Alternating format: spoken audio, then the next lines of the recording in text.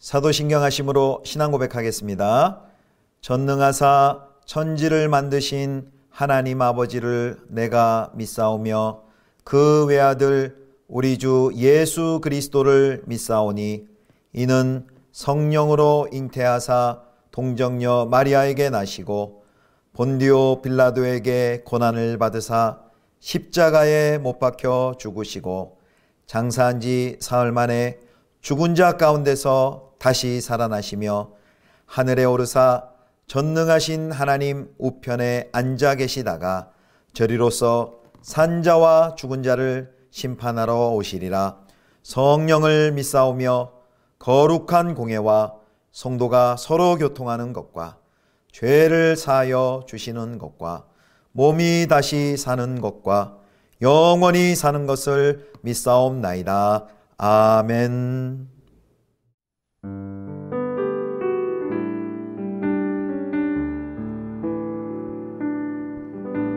나 무엇과도 주님을 바꾸지 않으리.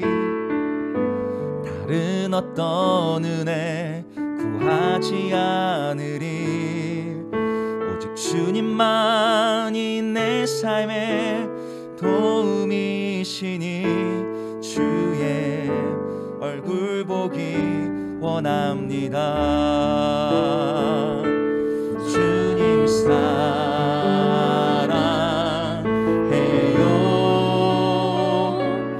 온 맘과 정성 다해 하나님의 신실한 친구 되기 원합니다.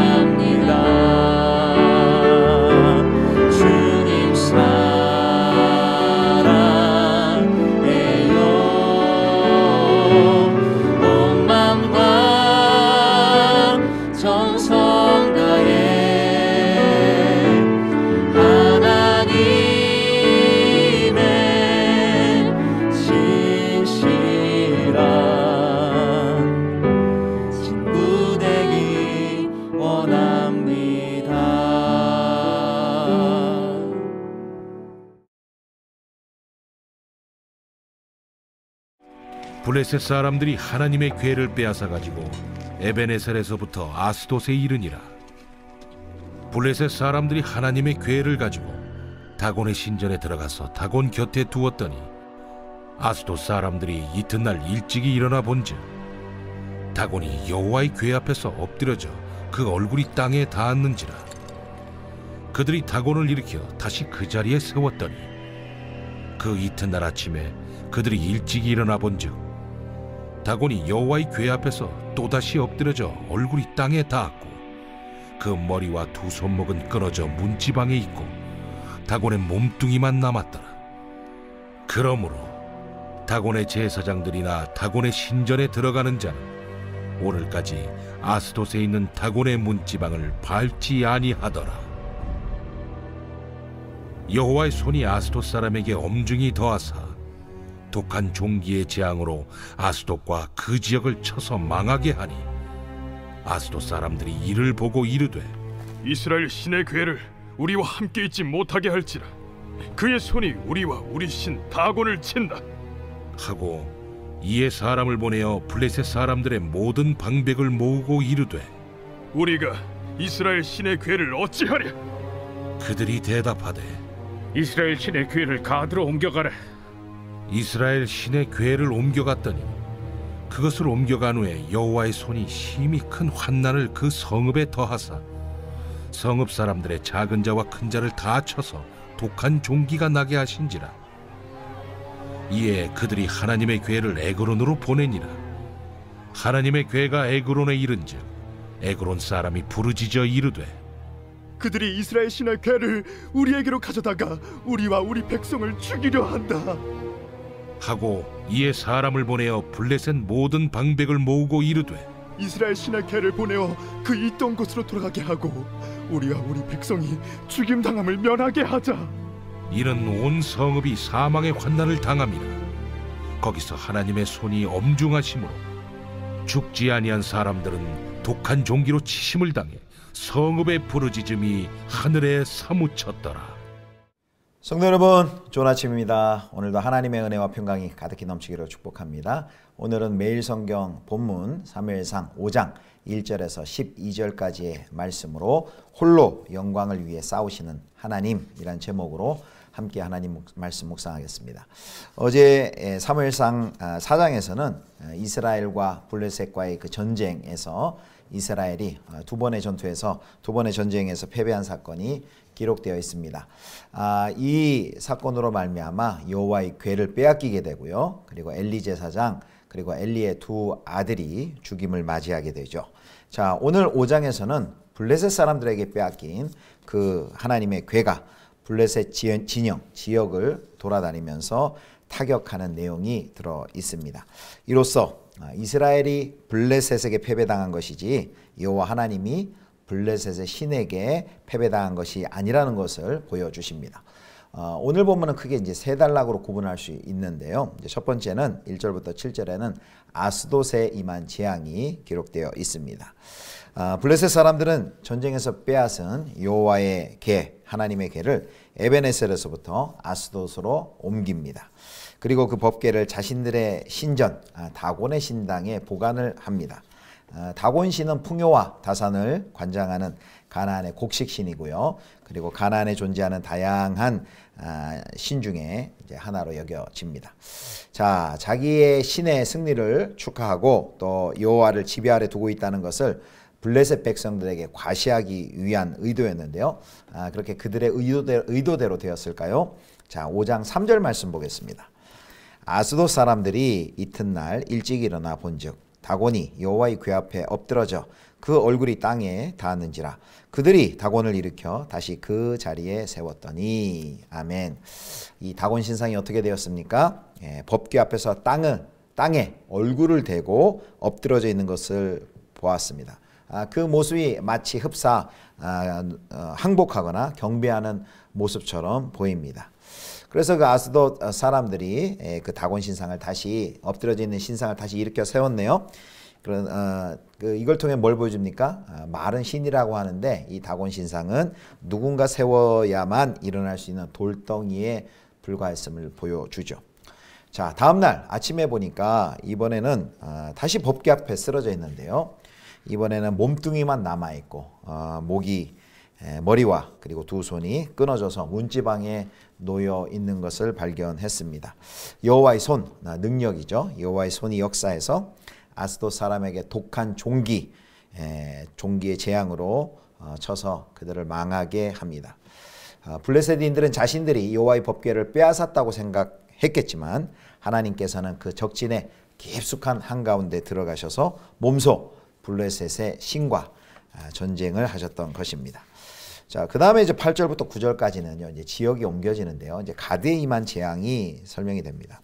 다곤 신상이 이제 머리와 팔뚝이 잘려나가고, 이제 악성 종양 재앙까지 경험하자, 아스돗 사람들이 경험하자, 이제 아스돗 사람들이 이 일이 우연이 아니라 여호와의 손이 자신들과 다곤 신을 쳤다는 것을 깨닫습니다. 7절입니다. 아스돗 사람들이 이를 보고 이르되 이스라엘의 신의 궤를 우리와 함께 있지 못하게 할지라. 그의 손이 우리와 우리 신 다곤을 친다 하고. 참 이 아스돗 사람들의 신학적 판단인데요. 참 아이러니합니다.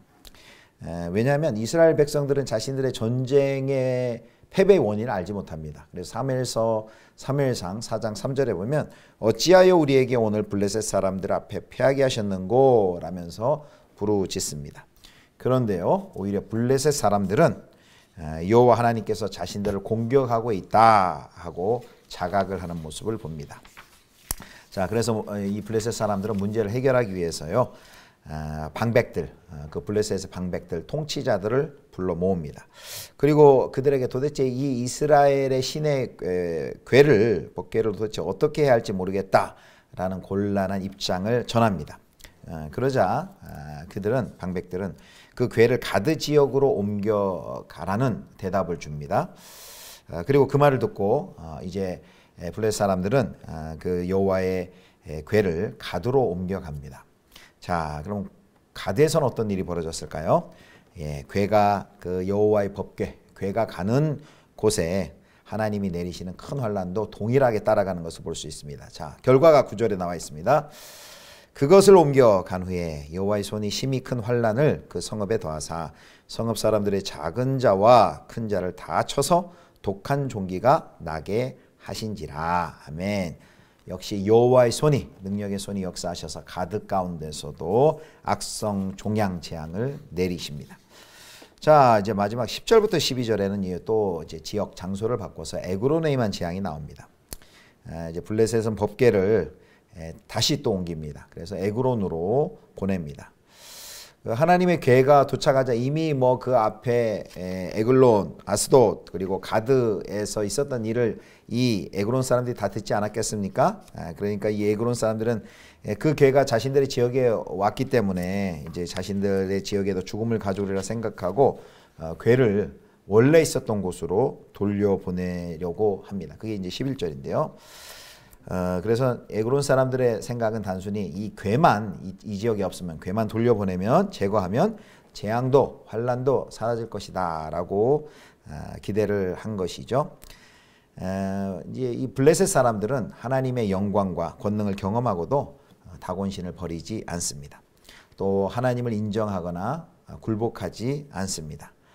그들은 자신들이 섬겨야 할 두려운 신이 아니라 자신들의 그 뜻을 들어줄 신을 소유하는데 만족했기 때문입니다. 자, 그래서 이 이제 아스돗, 가드, 에글론에서의 이 재앙들, 5장에 나타난 재앙들을 보면요, 이 재앙이 점점 더 강도가 높여져 가는 걸 볼 수 있습니다. 아스돗에서는 이제 엄중하였고라는 표현이 있었고요, 가드에서는 심히 큰 환란, 이란 표현이 9절에 있고, 또 에글론에서는 사망의 환란 11절에 나와 있습니다. 그리고 그 에그론에서는 여호와의 손이 매우 엄중하여 죽지 않은 사람들을 독한 종기, 전염병으로 치신다고 나와 있습니다. 이 전염병으로 치시는 모습은 마치 애굽에서 하나님께서 하나님의 백성을 출애굽하시기 위해서 애굽을 치는 모습을 연상시킵니다. 자, 마무리하겠습니다. 오늘 본문에서는요, 이제 홀로 적진 가운데 들어가셔서 하나님의 영광을 위하여 싸우시는 하나님을 만납니다. 언약궤를 아스돗에서 가드에서 다시 에글론으로 옮기지만 온 세상의 주인이신 하나님은 아스돗에서도 가드에서도 에글론에서도 그들을 징벌하시며 벌을 내리시며 하나님의 존재와 하나님의 능력을 거듭거듭 드러내십니다. 하나님의 백성이 불순종과 폐역으로 행하다가 언약궤를 빼앗기자 하나님은 홀로 스스로 적진에서 싸워 승리하시고 그리고 이제 궤를 되찾아 오십니다. 하나님께서는 스스로 자신의 능력과 그리고 자신의 존재를 거듭거듭 드러내십니다. 그래서 바로 이 하나님을 경외하는 이들에게는 생명과 평안이지만은 이것을 거스르는 자에게는 재앙이요 하나님의 심판이 기다리고 있다는 것을 오늘 본문을 통해서 우리에게 보여주고 계십니다. 오늘 이 본문을 통하여서 다시 한번 우리 하나님을 도구와 수단 삼지 아니하고 하나님을 경외하고 그리고 또 하나님의 그 인도 말씀에 온전히 순종하시는 또 저와 여러분 또 오늘 복된 한 날이 되실 수 있기를 주님의 이름으로 축원합니다. 기도하겠습니다. 홀로 영광을 받으시기 위해 싸우시는 하나님 아버지, 불순종과 배역한 자들에게는 또 하나님의 심판을, 또 하나님을 경외하고 하나님께 순종하는 자들에게는 또 하나님의 놀라운 존재와 능력을 나타내시는 하나님을 찬양합니다.